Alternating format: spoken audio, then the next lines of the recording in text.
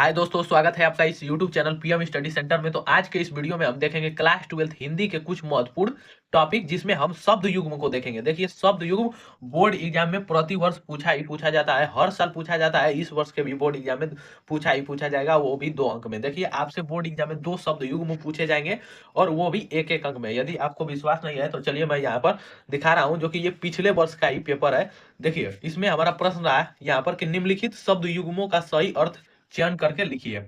अभिराम अभिराम दिया है, मतलब अभिराम का अर्थ क्या होगा और अभिराम का क्या अर्थ होगा। तो इसका सही आंसर हो जाएगा कि एक अभिराम का अर्थ होगा अनवरत और अभिराम का अर्थ होगा आकर्षक। और दूसरा प्रश्न है कि विहग और विहंग, इसका जो सही आंसर होगा, विहग मतलब आकाश और विहंग मतलब पक्षी होता है। देखिए, शब्द युग्म का अर्थ क्या होता है। शब्द युग्म का मतलब होगा कि ऐसे शब्द ऐसे शब्द जिनका उच्चारण समान हो लेकिन उनका अर्थ भिन्न हो, उसे हम शब्द युग्म कहते हैं। तो हम कुछ महत्वपूर्ण शब्द युग्म को देखेंगे, और यदि आप इतने ही बस शब्द युग्म तैयार कर लेंगे तो आपको बोर्ड एग्जाम में 2 अंक अवश्य मिल जाएगा। तो चलिए आज के इस वीडियो को शुरू करते हैं, और यदि यह वीडियो पसंद आए तो इसे ज्यादा से ज्यादा लाइक और चैनल को सब्सक्राइब करना ना भूलें, और वीडियो में पूरे लास्ट तक बने रहिए। तो हमारा पहला प्रश्न है कि अनिल अनल, अनिल अनल मतलब अनिल का क्या अर्थ होगा और अनल का। देखिए, ये दोनों शब्द जिनका उच्चारण समान लग रहा है। यहाँ पर दूसरा भी हमारा प्रश्न है कि अंश अंश, अंश अंश, इन दोनों का तो उच्चारण समान है लेकिन इन दोनों का अर्थ में बहुत बड़ा अंतर है। देखिए, हमारा पहला प्रश्न है अनिल अनल। ऑप्शन क है वायु और आग, ऑप्शन ख है आग और वायु, और ऑप्शन ग है जल और कमल, और ऑप्शन चौथा घ है हमारा हवा और धूल। तो यहाँ पर हमारा अनिल अनल का अर्थ हो जाएगा, एक हमारा अनिल, अनिल का अर्थ होता है वायु और अनल का अर्थ होता है आग। आप परिवाची देखे होंगे कि आग का परिवाची होता है अनिल आग पावक, अनल आग पावक होता है। तो देखिए, अनिल का मतलब वायु, तो इसका जो हमारा सही आंसर होगा वो हमारा ऑप्शन का करेक्ट आंसर होगा। चलिए, दूसरा हमारा प्रश्न रहा कि अंश और अंश, एक अंश का क्या अर्थ होगा और दूसरा अंश का क्या अर्थ होगा। तो ऑप्शन क अंत और गुरु, ऑप्शन ख कंधा और भाग, ऑप्शन ग भाग और हिस्सा, और ऑप्शन ग शुरू और अंत। तो एक अंश यदि छोटा सा रहेगा अंश में तो उसका मतलब कंधा होता है, और बड़ा सा रहेगा तो अंश मतलब भाग होता है। तो यहाँ पर कंधा और भाग, ऑप्शन ख हमारा करेक्ट आंसर होगा। चलिए, तीसरा प्रश्न रहा कि अम्बुद और अम्बुज, अम्बुद और अम्बुज का क्या अर्थ होगा। ऑप्शन क जलदान और जिलजीव, ऑप्शन ख बादल और जल, ऑप्शन ग बादल और कमल, ऑप्शन घ बादल और मछली।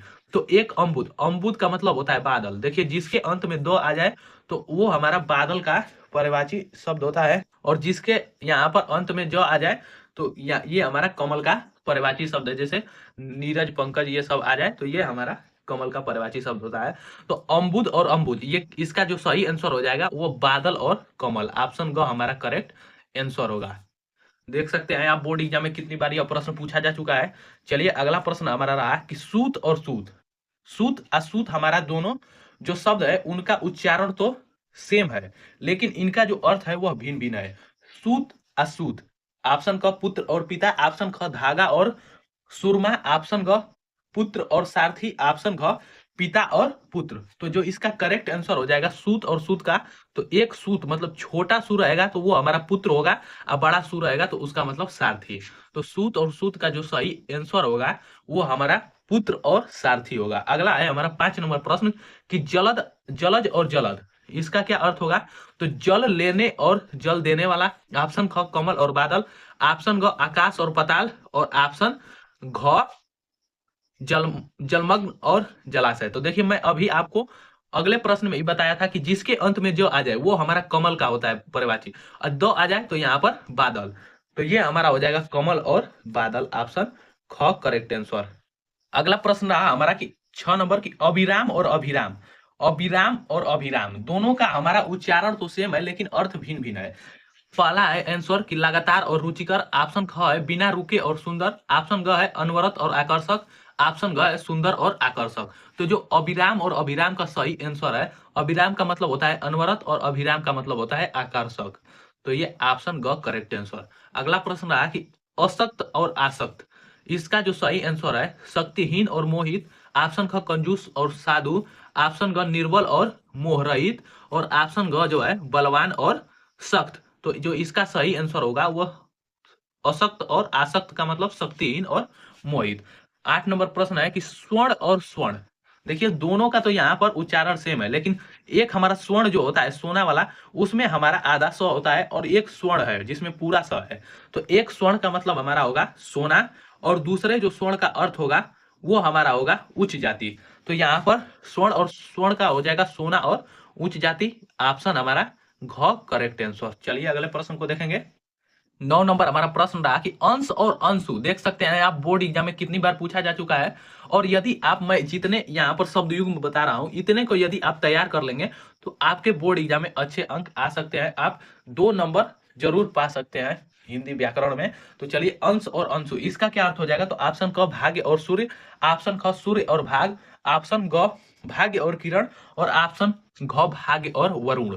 तो देखिए अंश मतलब भाग होता है, यहाँ पर मैं भाग्य लिख दिया हूं, तो ये हमारा भाग, अंश का मतलब भाग और अंशु का मतलब सूर्य। ऑप्शन क हमारा करेक्ट आंसर होगा। चलिए 10 नंबर प्रश्न रहा कि तरणी और तरणु, तरुणी, तरणी और तरुणी, इसका अर्थ क्या होगा? ऑप्शन क नदी और गंगा, ऑप्शन ख लता और कली, ऑप्शन ग नौका और युक्ति, ऑप्शन ग यमुना और सूर्य।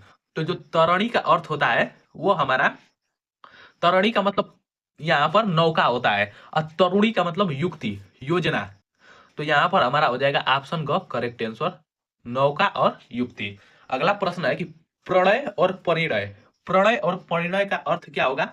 ऑप्शन क प्रणाम और परिणाम, ऑप्शन ख परिणाम और प्रणाम, ऑप्शन ग प्रेम और विवाह, ऑप्शन ग प्रेम और प्रयाण। तो देखिए जो प्रणय और परिणय, प्रणय और परिणय का जो अर्थ होगा, सही अर्थ होगा, वो हमारा हो जाएगा यहाँ पर प्रेम और विवाह। प्रणय का मतलब प्रेम और परिणय का मतलब होता है विवाह, विवाह। ऑप्शन का करेक्ट आंसर। अगला प्रश्न है, ये देख सकते हैं आप, ये सभी प्रश्न बोर्ड एग्जाम में अधिक बार पूछे जा चुके हैं, इसीलिए मैं वही प्रश्नों को बताता हूं जो कि बोर्ड एग्जाम की दृष्टि से बहुत ही very very most important question होते हैं, और या तो वो बोर्ड एग्जाम में अधिक बार पूछे जा चुके होते हैं। चलिए अगला हमारा प्रश्न है कि जलद और जलधि, इसका क्या अर्थ होगा? तो ऑप्शन क कमल और समुद्र, ऑप्शन ख बादल और समुद्र, ऑप्शन ग सिंधु और आकाश, और ऑप्शन घ जलना और जो जला न हो। तो देखिए जलद, जलद मतलब मैं अभी आपको पहले ही बताया हूं क्वेश्चनों में कि दो आ जाए लास्ट में तो समझ लेना कि बादल है। तो यहाँ पर आपको दिख रहा होगा बादल, तो हमारा ऑप्शन ख में बादल दिख रहा है, तो इसका जो आंसर हो जाएगा वो हो जाएगा बादल और समुद्र। ऑप्शन ख करेक्ट आंसर। चलिए अगला प्रश्न है कि प्रसाद और प्रासाद, इसका सही आंसर कौन होगा? तो देखिए ऑप्शन क कृपा और महल, ऑप्शन ख महल और कृपा, ऑप्शन ग भवन और वाटिका, ऑप्शन घ विशाल इमारत और कुटीर। तो देखिए यहाँ पर जो करेक्ट आंसर हो जाएगा वो हमारा ऑप्शन क महल और कृपा और महल हो जाएगा। प्रसाद का मतलब, प्रसाद का मतलब कृपा, और प्रासाद का मतलब महल। देखिए यहाँ पर आप कह सकते हैं कि इसके भी लास्ट में द है, तो ये क्यों नहीं बादल का पर्यायवाची शब्द हुआ? तो देखिए जो शब्द युग्म है और जो पर्यायवाची शब्द है इसमें बहुत से अंतर है, इसलिए हर हर पर ट्रिक काम नहीं करेगा, यहाँ पर आपको याद करना होगा, लेकिन कुछ जो शब्द युग्म है उस पर यह आसानी से कार्य करता है। चलिए अगला प्रश्न रहा हमारा कपीस और कपीस। देखिए कपीस और कपीस, इन दोनों का तो यहाँ पर उच्चारण एकदम सेम है, लेकिन इनका जो अर्थ है वह अलग अलग है। देखिए जो कपीस और कपीस, ऑप्शन क मटमैला और अंगद, ऑप्शन ख सुग्रीव और कला, ऑप्शन ग बाली और सुग्रीव, और ऑप्शन ग मटमैला और सुग्रीव। तो जो इसका करेक्ट आंसर हो जाएगा कपीस। कपीस का मतलब छोटी पी जिसमें रहेगा उसका मतलब मटमैला, और कपीस का मतलब होता है सुग्रीव। तो जिसमें मटमैला और सुग्रीव रहेगा वही हमारा करेक्ट आंसर होगा, तो ऑप्शन का करेक्ट आंसर होगा। चलिए अगला प्रश्न है हमारा कि श्रवण और श्रमण, इसका अर्थ क्या होगा? ऑप्शन क पाप और पुण्य, ऑप्शन ख सज्जन और दुर्जन, ऑप्शन ग कान और भिक्षु, और ऑप्शन घ जो है वो सावन और परिश्रमी। तो श्रवण, श्रवण का मतलब होता है कान, और श्रमण का मतलब होता है भिक्षु, तो ये हो जाएगा कान और भिक्षु। ऑप्शन ग करेक्ट आंसर। चलिए अगला प्रश्न है हमारा कि भवन अभुवन, भवन और भुवन का क्या अर्थ होगा? ऑप्शन क संसार और घर, ऑप्शन ख घर और परिवार, ऑप्शन ग घर और संसार, और ऑप्शन ग घर और समाज। तो जो भवन का मतलब होता है, भवन का मतलब घर, तो घर, और भुवन का मतलब होता है हमारा संसार। तो देखिए जिस ऑप्शन में भवन का मतलब घर और भुवन का मतलब संसार दिखाई दे वो हमारा करेक्ट आंसर होगा। तो ऑप्शन ग भवन मतलब हमारा घर और भुवन का मतलब संसार, ऑप्शन ग करेक्ट आंसर। अगला प्रश्न है तरणी अतरणी, ये इसमें हमारा छोटी री है और इसमें हमारा बड़ी री है। उच्चारण तो सेम है लेकिन अर्थ अलग अलग है। तो एक तरणी का हमारा अर्थ होगा यहाँ पर एक तरणी का हमारा अर्थ होगा सूर्य, लेकिन एक तरणी का हमारा जो नाव होता है, नाव नदी वाला नाव, वो हमारा होता है। तो यहाँ पर हमारा करेक्ट आंसर हो जाएगा सूर्य और नाव, ऑप्शन को करेक्ट आंसर। चलिए अगला प्रश्न है हमारा 18 नंबर प्रश्न रहा कि अग और अध, अग अध का क्या अर्थ होगा यहाँ पर, सही शब्द युग्म क्या होगा। तो देखिए ऑप्शन क आगे और पीछे, ऑप्शन ख अचल और पाप, ऑप्शन ग नया और पुराना, और ऑप्शन घ जो है हमारा वो संपूर्ण और पुण्य। तो अग का मतलब होता है अचल और अध का मतलब पाप होता है। तो ऑप्शन ख करेक्ट आंसर, अचल और पाप। अगला प्रश्न है गृह, गृह अग्रह, गृह का क्या अर्थ होगा और ग्रह का क्या अर्थ होगा। तो देखिए यहाँ पर गृह का मतलब होता है हमारा घर और ग्रह का मतलब होता है, ग्रह का मतलब नक्षत्र। तो जिसमें घर और नक्षत्र, इसका अर्थ हो जाएगा घर और नक्षत्र, मतलब ऑप्शन को हमारा करेक्ट आंसर होगा। गृह और ग्रह का अर्थ घर और नक्षत्र। अगला हमारा प्रश्न है कि बात और वात, बात वात देख सकते हैं आप बोर्ड एग्जाम में कितनी बार पूछा जा चुका है ये प्रश्न, तो इसे भी मोस्ट इंपॉर्टेंट क्वेश्चन मानिए। देखिए बात और वात, ऑप्शन क हमारा बातें और हवा, ऑप्शन ख रोग और दवा, ऑप्शन ग वायु और विकार, ऑप्शन घ विचार और शिकार।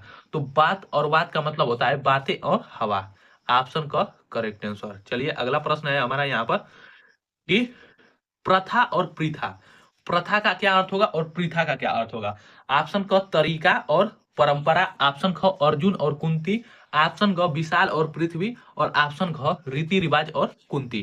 तो जो प्रथा का मतलब होता है हमारा, प्रथा का जो सही अर्थ होता है, तो प्रथा का जो अर्थ होता है वो हमारा होता है रीति रिवाज, जो सदियों से चली आ रही है, और प्रथा का मतलब होता है कुंती। तो यहाँ पर हमारा ऑप्शन घ करेक्ट आंसर होगा, ऑप्शन ग करेक्ट आंसर। चलिए अगला प्रश्न है कि कृपण और कृपाण, कृपण और कृपाण का सही अर्थ क्या होगा। तो कृपण का मतलब होता है कंजूस और कृपाण का मतलब होता है कटार। तो ऑप्शन घ हमारा करेक्ट आंसर। अगला प्रश्न है हमारा कि नीर अनीड़, नीर अनीड़ में क्या अर्थ है यहाँ पर, इनका शब्दयुग्म कौन सा, शब्दयुग्म का सही अर्थ कौन सा है यहाँ पर। तो देखिए ऑप्शन क नारी और जड़, ऑप्शन ख जल और नारी, ऑप्शन ग घोंसला और जल, और ऑप्शन ग जल और घोंसला। तो देखिए नीर, नीर का मतलब होता है पानी जल, यहाँ पर जल दिया गया है तो नीर का मतलब जल हो जाएगा, नीड़ का मतलब होता है घोंसला।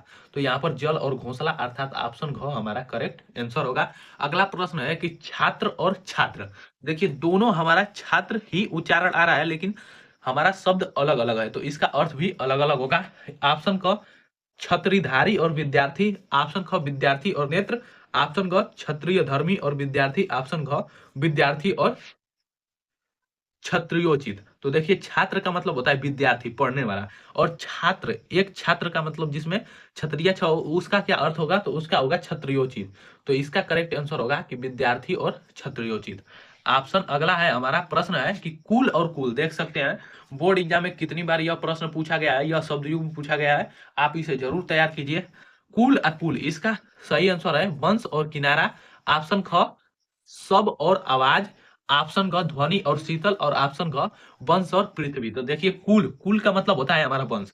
देखिए इसमें आप कंफ्यूज हो सकते हैं। देखिए कुल, कुल मतलब जिसमें छोटा कु रहेगा उस कुल का अर्थ होता है वंश, और जिसमें बड़ा कु रहेगा उसका मतलब होता है किनारा। तो ऑप्शन का हमारा करेक्ट आंसर होगा कुल, और कुल का जो सही आंसर होगा वो हमारा वंश और किनारा। तो ये थे हमारे 25 वेरी वेरी मोस्ट इंपॉर्टेंट शब्द युग्म जो कि बोर्ड एग्जाम में बहुत बार पूछे जा चुके हैं, और यह सब बोर्ड एग्जाम 2025 की दृष्टि से मोस्ट इंपॉर्टेंट शब्द युग्म है।